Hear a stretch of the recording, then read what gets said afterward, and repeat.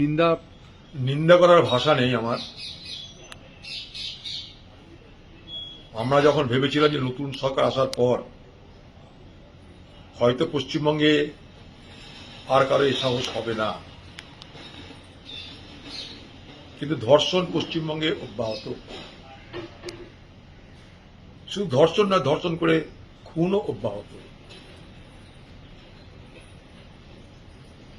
শুধুমাত্র পুলিশ সবকিছু করতে পারে না তার প্রমাণ।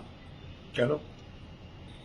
পুলিশের হাতে মানুষ যখন তুলে দিচ্ছে অপরাধীকে, সেই পুলিশও ছেড়ে দিচ্ছে সে অপরাধীকে। রাতায় তো পুলিশ বদলে যায়নি।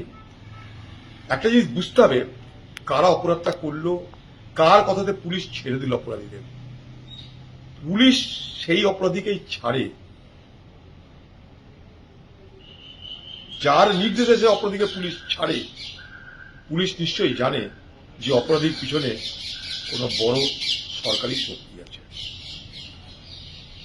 পুলিশ যদি এটা নিশ্চিত না হয় যে এই অপরাধীর পিছনে কোনো বড় রাজনৈতিক শক্তি আছে, যাতে যাতে আজকে ক্ষমতা আছে, তাহলে তারা ছাড়তে বলে আমার মনে হয় না। তাই তদন্তটা শুধু অপরাধী ধরার জন্য নয়, অপরাধীকে ছাড়লো কে, কিভাবে ছাড়লো, কার নির্দেশে ছাড়লো, কারা বলতে গেছিল যে অপরাধীকে ছেড়ে দাও, এটাও কিন্তু তদন্ত হওয়া উচিত।